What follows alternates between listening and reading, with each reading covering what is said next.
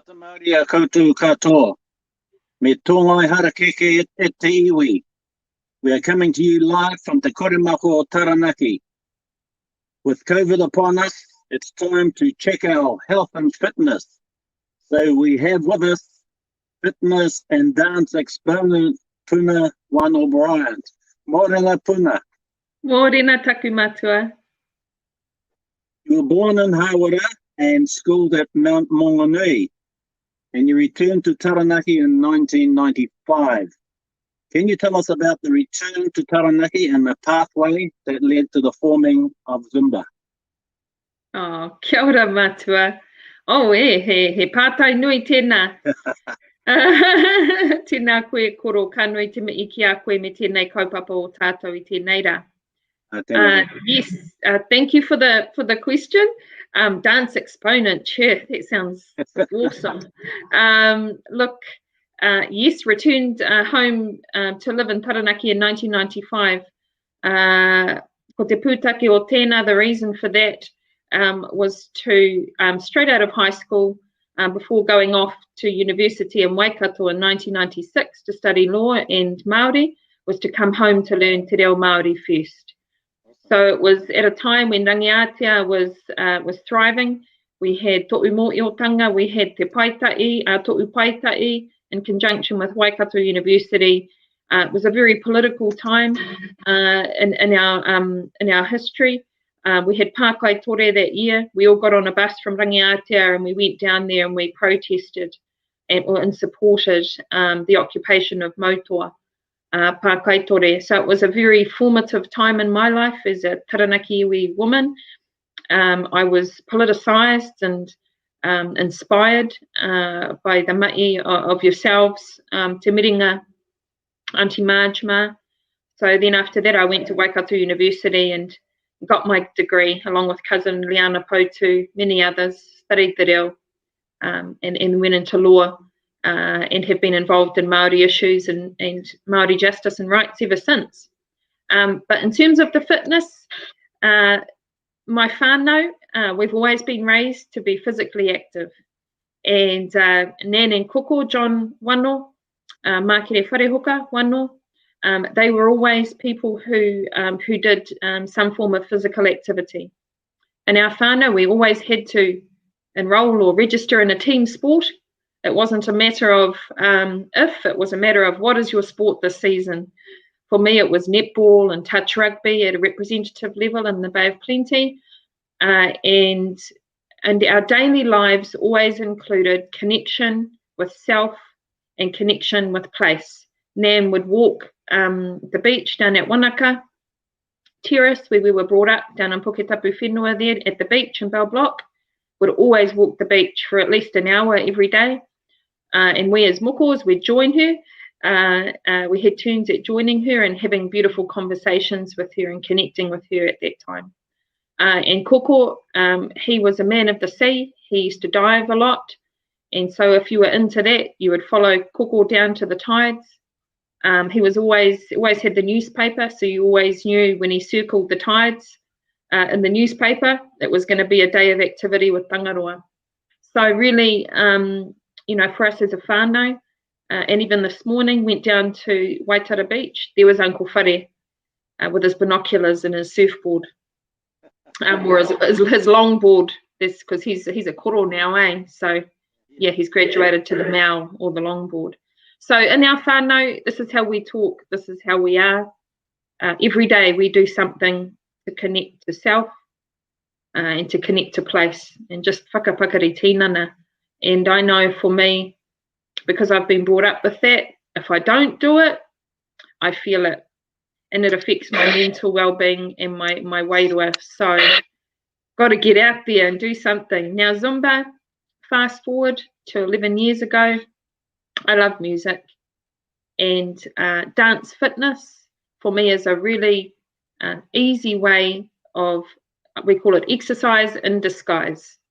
You play that music, you show people some movement, they follow you as best as they can, and ana, ka mutu I te haura kotai, after an hour you're sweating and you're like, oh, gee, that wasn't a big effort. So for me, dance fitness, and that's Māori movement as much as Zumba, is something that I can do long term, that will give me strength and mobility in the long term, which when we hit our older years, strength and mobility is really important. And even for my uncles, you know, we had this theory: you go hard or you go home.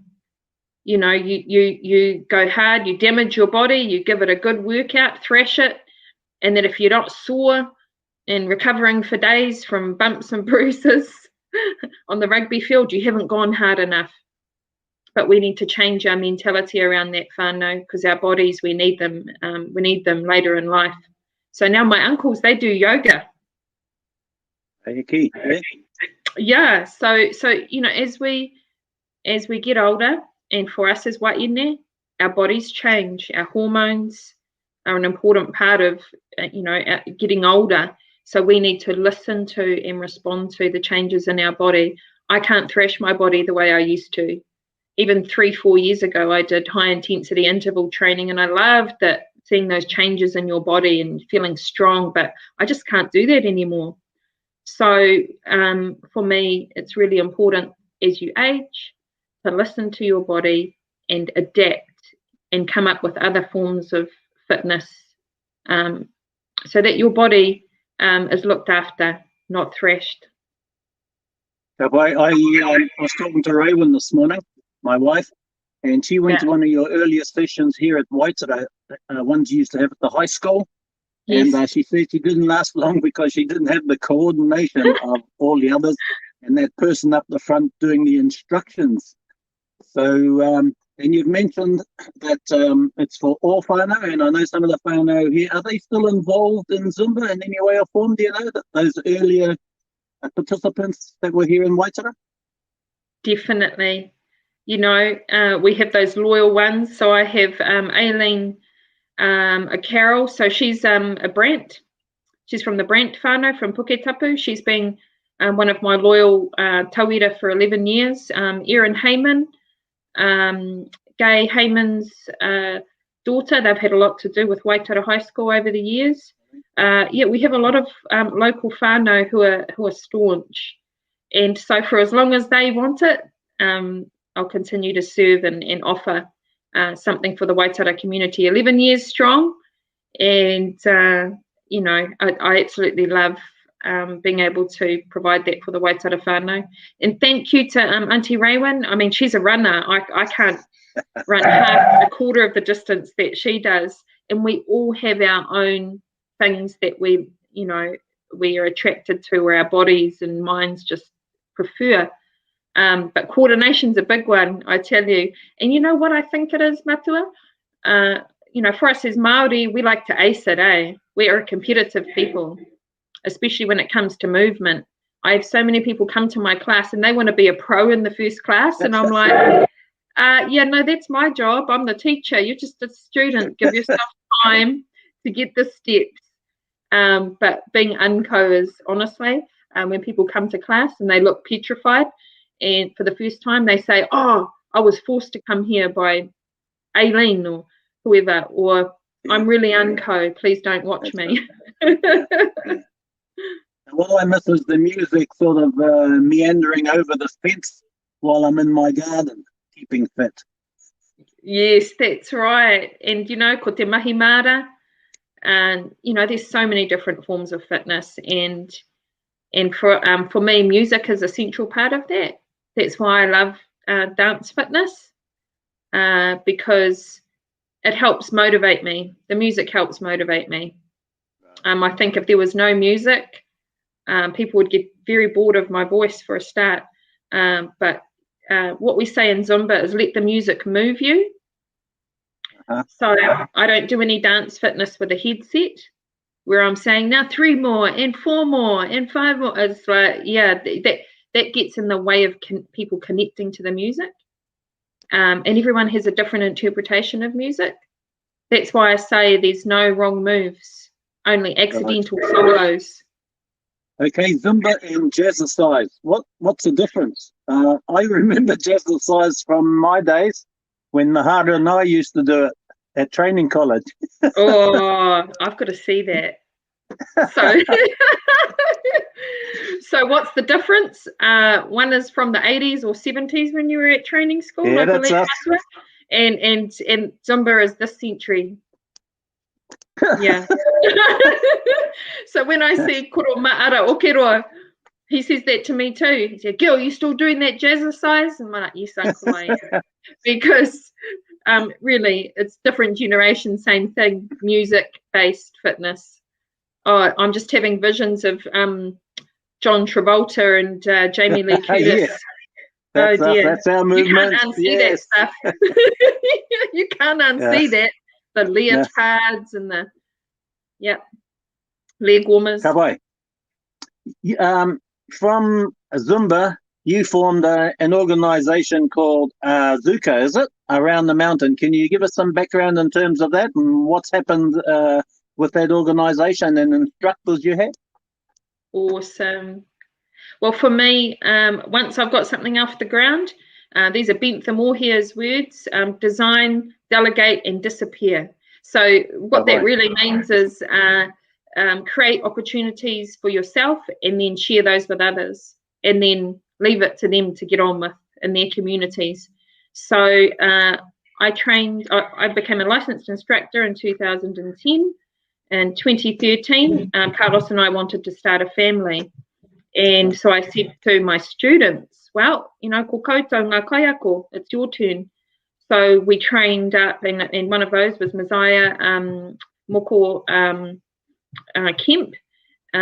He was 18 at the time, and a whole lot of other instructors. Karen Duckett, she's in Taranaki tour, and others. Now, so they trained up, about 6 of them. And then not long after that, there were many others. And at one point, we had 18 instructors in what we call Zuka. So Zumba is a Latin-based dance program. It is from Colombia.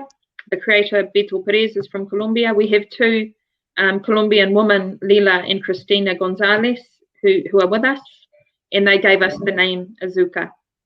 It's really important to honour the country of origin and the origin of the rhythms that we dance. People need to know the whakapapa. So Azuka means sweet, or sugar. So now from Zumba, you're also involved in kapahaka, instruction, comparison, differences.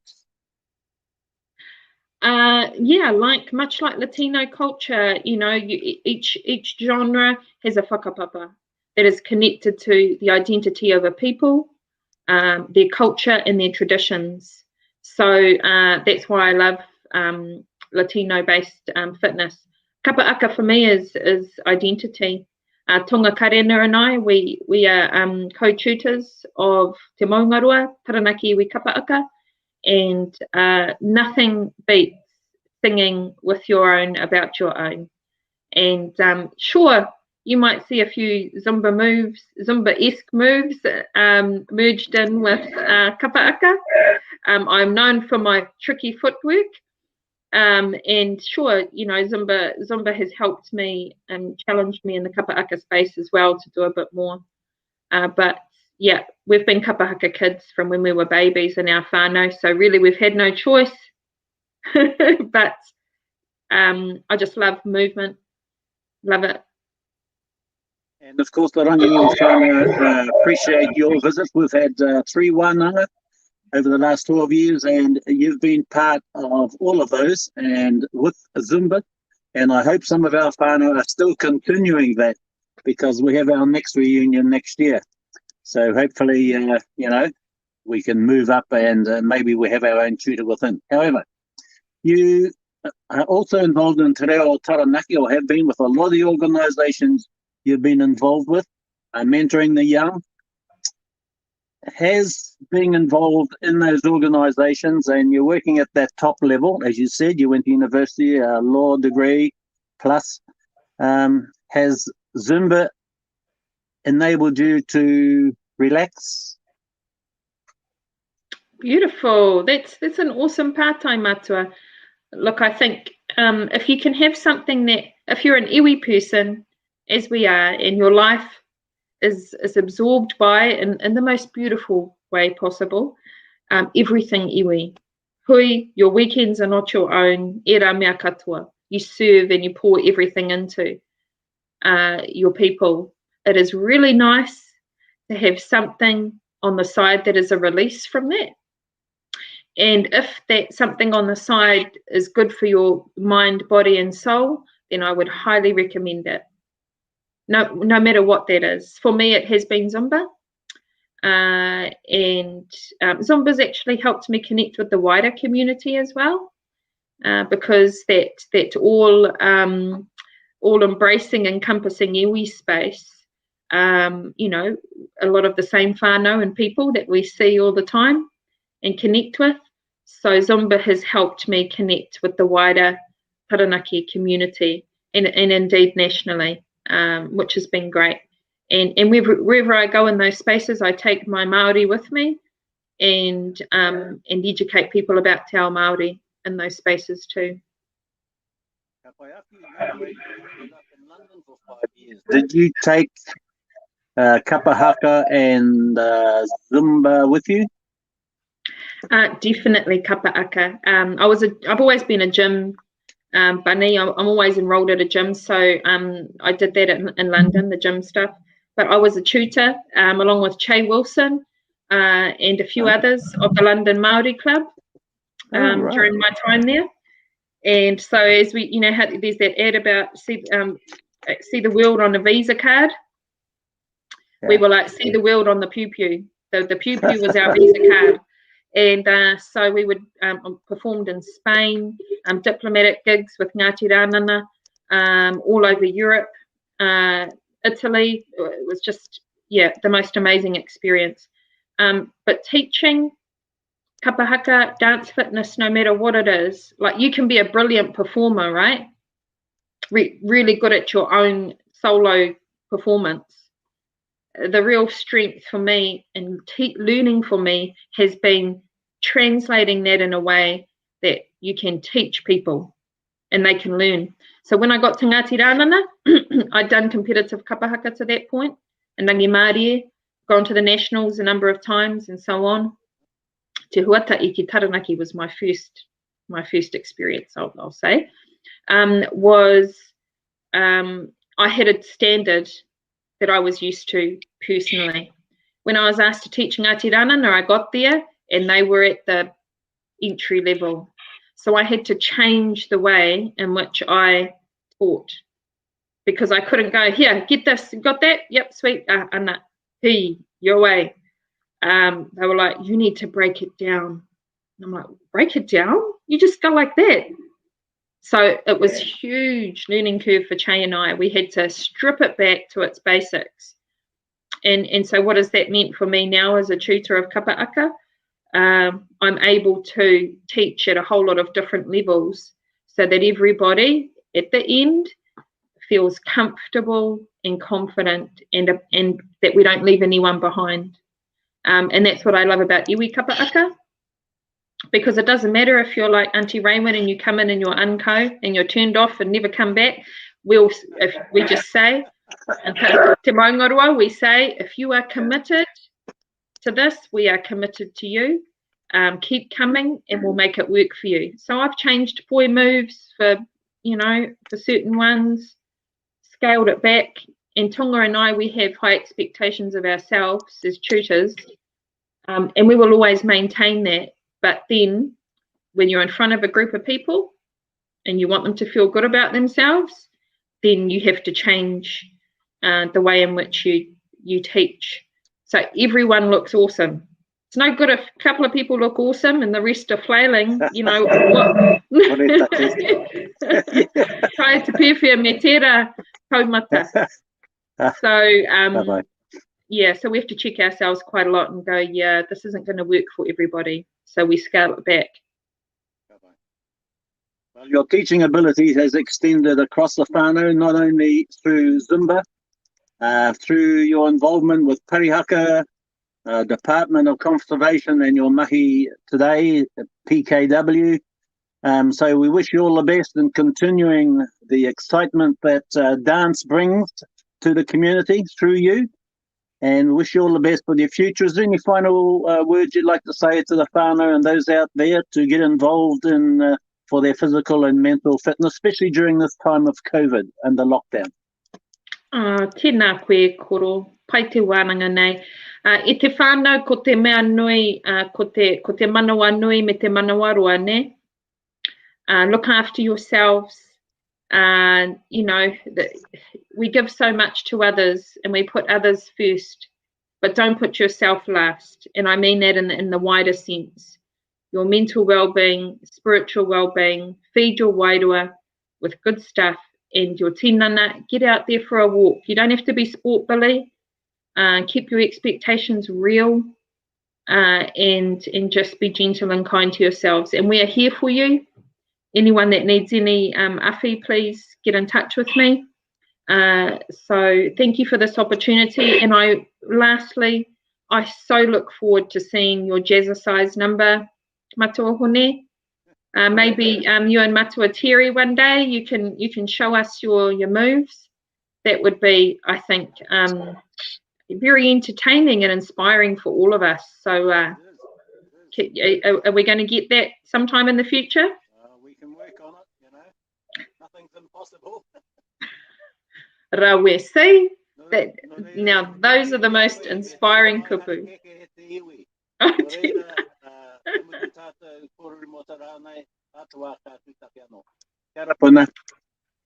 Tēnā